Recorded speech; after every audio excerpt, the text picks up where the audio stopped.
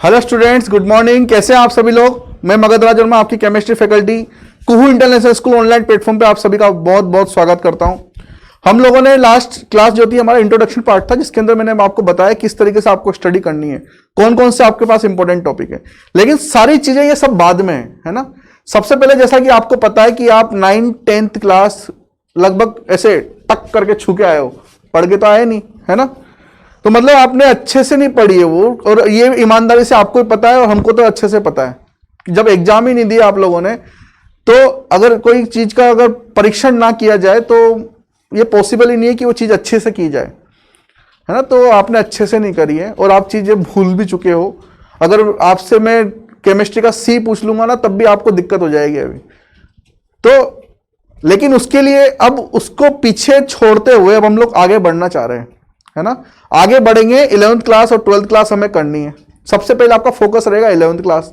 लेकिन 11th class पढ़ने से पहले आपके 9th-10th के जो बेसिक्स हैं, जो हमारे यहाँ पे काम आने वाले हैं, जैसे जैसे क्वेश्चंस आपके बढ़ते जाएंगे ना, वैसे वैसे आपको पता पड़ता जाएगा कि यहाँ पे 9th-10th कितनी इंपॉर्टेंट है, उसके जो बेसिक्स है वो कितने इंपॉर्टेंट है। क्योंकि जैसे वो वर्ड्स आते हैं और अगर आपको उन वर्ड के बारे में नहीं पता, जैसे मैं आपसे बोलूं समस्थानिक क्या होता है, ठीक है, समभारिक क्या होता है, सम न्यूट्रॉनिक क्या होता है ना। अगर इनके बारे में मैं आपसे इनके वर्ड जब क्वेश्चन आप लोग करेंगे या फिर 11th में जब भी आप आगे बढ़ेंगे, थ्योरी जब आएगी आपके पास में, तो ये सारे वर्ड आएंगे, इनमें वर्ड की डेफिनेशंस नहीं आएंगी। तो ये इनके बारे में आपको पता होना चाहिए, सभी चीजों के बारे में, ठीक है। तो ऐसे ऐसे वर्ड जो आपके सिर्फ 9th-10th क्लास में आते थे, तो उनके बारे में अगर आपको पता है, चूंकि वहां पर हम लोग उनके बारे में डीपली पढ़ते थे, है ना, उनके वर्ड के बारे में, उनकी डेफिनेशंस पढ़ते थे, सब पढ़ते थे।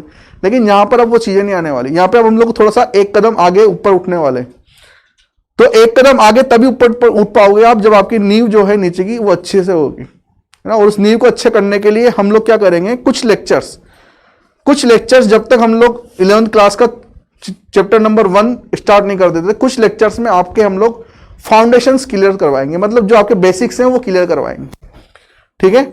बेसिक की इसी कड़ी में सबसे पहले हम लोग ये देखना चाहते हैं कि कोई भी केमिस्ट्री के अंदर सबसे ज्यादा इंपॉर्टेंट टर्म होती है एक परमाणु। चूंकि आपको पता है हर एक तत्व परमाणुओं से मिलकर बना है। मैं खुद भी परमाणु से मिलकर बना हूं, आप खुद भी परमाणु से मिलकर बने हैं। जितनी भी सजीव निर्जीव चीजें हैं, ज्यादातर 99.99% परमाणु से मिलकर ही बनी हैं, ठीक है।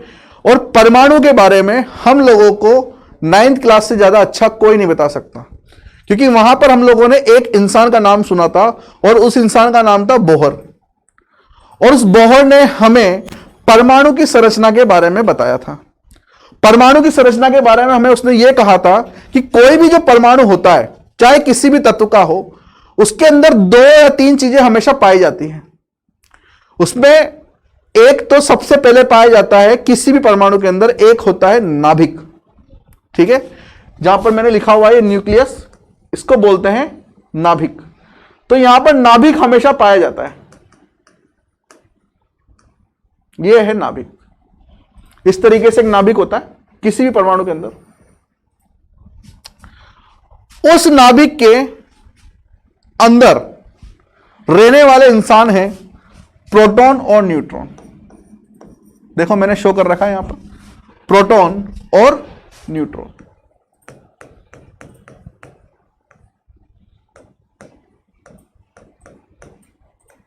तो किसी भी नाभिक के अंदर प्रोटॉन और न्यूट्रॉन हमेशा होते हैं। और प्रोटॉन और न्यूट्रॉन नाभिक के अंदर होते हैं तो कंबाइंडली इन दोनों को कहा जाता है कि ये नाभिक में रहते हैं, और इनका अलग नाम दिया जाता है न्यूक्लियॉन। जैसे आप लोग रहते हो इंडिया में, इंडिया के बाहर जाओगे आप तो आपसे पूछेंगे आर यू इंडियन, आप इंडियन हो, ठीक है। अमेरिका वाले बाहर आएंगे इंडिया के अंदर तो उनसे पूछा जाएगा आर यू अमेरिकन, आप अमेरिकन हो। उसी तरीके से एक न्यूक्लियस के अंदर, नाभिक के अंदर, न्यूक्लियस के अंदर रहने वाले जीवों को, जीव तो नहीं है ना, तो न्यूक्लियस के अंदर रहने वाली चीजों को हम लोग बोलते हैं न्यूक्लियॉन, है ना। और कौन रहते हैं, प्रोटॉन और न्यूट्रॉन। क्लियर। तो जो नाभिक है इसके चारों तरफ किसी भी परमाणु के अंदर जो नाभिक होता है उसके चारों तरफ होती हैं, वो चारों तरफ घिरा रहता है ऊर्जा स्तरों से। इनको बोला जाता है ऊर्जा स्तर। ठीक है, ये सब क्या है? यहां पर ऊर्जा स्तर है। ये जो बने हुए हैं यहां पर ये सब क्या है बच्चों? ऊर्जा स्तर ही है, ऊर्जा स्तर। इसको इंग्लिश में बोला जाता है एनर्जी शेल। एनर्जी शेल यह है ऊर्जा स्तर। जैसे जैसे नाभिक से हम लोग आगे जाते जाते हैं, ऊर्जा स्तर का मान जो है बढ़ता जाता है, ऊर्जा स्तर का मान कम होता जाता है। सबसे नाभिक के जो सबसे पास में रहता है उसका ऊर्जा स्तर जो रहता है सबसे ज्यादा रहता है। ठीक है, अब यहां पर जो एन है, मतलब जो सबसे पहला ऊर्जा स्तर रहेगा उसको हम लोग बोलते हैं एन बराबर 1। ऊर्जा स्तर का नंबर दे रहे हैं हम लोग एन। दूसरे को बोलते हैं एन बराबर 2, तीसरे को बोलते हैं एन बराबर 3 और चौथे को बोलते हैं एन बराबर 4।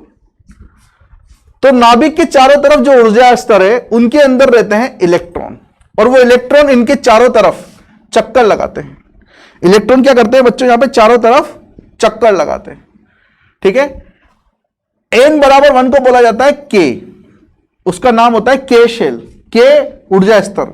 एन बराबर 2 दिया जाता है एल को, एन बराबर 3 दिया जाता है एम को, और एन बराबर 4 दिया जाता है एन को।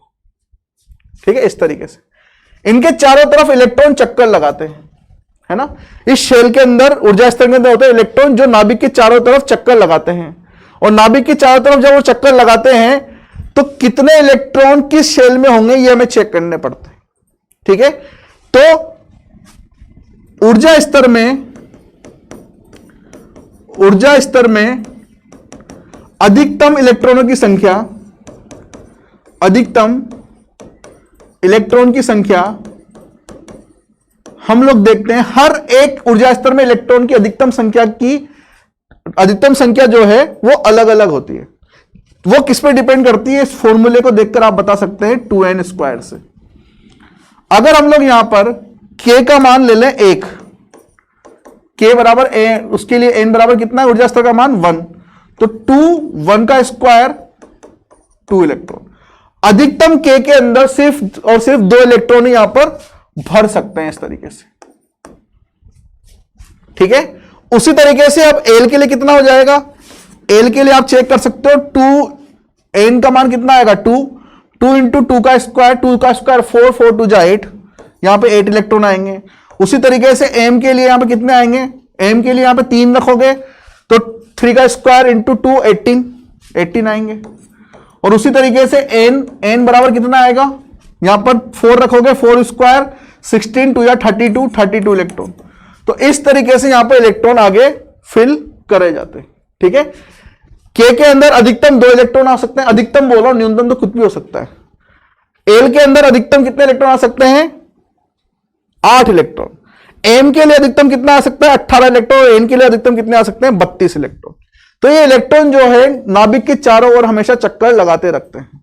तो क्या हमेशा ऐसा होता है कि जो नाभिक है, जो ऊर्जा स्तर है, उसी के अंदर इलेक्ट्रॉन होते हैं, मतलब वहीं पर इलेक्ट्रॉन होते हैं? जैसे आप हो, आपसे पूछा जाए आप कहां रहते हो, सबसे पहले आप बोलोगे हम तो इंडिया में रहते हैं। फिर आपसे पूछा इंडिया में कहां रहते हो साहब, कि हम लोग राजस्थान में रहते हैं। और राजस्थान में कहां रहते हो, आप बोलोगे हम तो गंगापुर में रहते हैं, सवाई माधोपुर डिस्ट्रिक्ट में। तो ये आपको पूरा पता है ना एक तरीके से। उसी तरीके से जो इलेक्ट्रॉन है उनका भी एक अपना आइडेंटिकल एक पता होता है ना, जो सिर्फ उसी इलेक्ट्रॉन का होता है। जैसे अगर मैं बोलूं कि यहां पे इलेक्ट्रॉन कहां दिख रहे हैं आपको, हमें दिख रहे हैं ऊर्जा स्तर में, लेकिन ऊर्जा स्तर के अंदर भी कुछ ना कुछ होता ही होगा। ऊर्जा स्तर के अंदर होते हैं उपकोष, ऊर्जा स्तर के अंदर होते हैं उपकोष। ठीक है, और उपकोष के अंदर होते हैं कक्षक, ठीक है, जिनके अंदर इलेक्ट्रॉन रहते हैं, है ना। और वो ही सारी चीजें जो हैं इस नाभिक के चारों तरफ चक्कर लगाती रहती है। जैसे आपसे बोला जाए सूरज के चारों कौन चक्कर लगा रहे? 9 ग्रह चक्कर लगा रहे, जिनमें पृथ्वी भी एक है। तो क्या पृथ्वी चक्कर लगा रही है, हम तो रुके हुए ऐसे कैसे? नहीं, हम भी उसके साथ साथ चक्कर लगा रहे हैं, लेकिन हिल नहीं रहे, चक्कर नहीं आ रहे हमें। ठीक है, तो यहां पर भी ये जो सारी चीजें, ये ऊर्जा स्तर तो आपको दिख रहे हैं, लेकिन ऊर्जा स्तर के अंदर क्या होते हैं? उपकोष, और उपकोष के अंदर होते हैं कक्षक। ठीक है, जो घूमते रहते हैं, अपने अक्ष पर घूमते रहते हैं। ठीक है, जैसे पृथ्वी जो है सूरज के चारों तरफ चक्कर लगा रही है, ये आपको पता है, लेकिन वो अपने अक्ष पे भी तो घूमती है, ये तो आप पढ़ चुके हैं ज्योग्राफी में। उसी तरीके से यहां पर भी ये सारी चीजें, अब ये सारी चीजें जो है अंदर की तरफ, ये तो हम लोग 11th का पार्ट है, लेकिन फिर भी हम लोग इतना बताने की कोशिश करेंगे कि हर ऊर्जा स्तर के अंदर कितने उपकोष होते हैं और कितने कक्षक होते हैं। ये हम लोग अगले लेक्चर में देखेंगे कि हर ऊर्जा स्तर के अंदर कौन कौन से उपकोष होते हैं और उस उपकोष के अंदर कितने कक्षक होते हैं और हर एक कक्षक कितने इलेक्ट्रॉन रख सकता है, ये बहुत इंपॉर्टेंट है। ठीक है, तो ये आपके बेसिक्स हैं जो हम लोग क्लियर कर रहे हैं। आई होप कि आपको आज का लेक्चर समझ में आया होगा। अगर आपको आगे की चीजें ध्यान से देखनी है, ऊर्जा स्तर के अंदर क्या होता है, ये आपके अंदर क्यूरियोसिटी है, तो अगले लेक्चर पे आप मिलिए मेरे से। अगले लेक्चर में हम लोग देखेंगे हर ऊर्जा स्तर के अंदर मिलने वाले उपकोष और उसके अंदर कक्षक। ठीक है, और इलेक्ट्रॉन के रहने की जगह उनकी झोपड़ी कहां पर है आपको पता पड़ जाएगा। ठीक है, तो आज के लिए इतना रखते हैं बच्चों, कल फिर मिलते हैं। Thank you very much.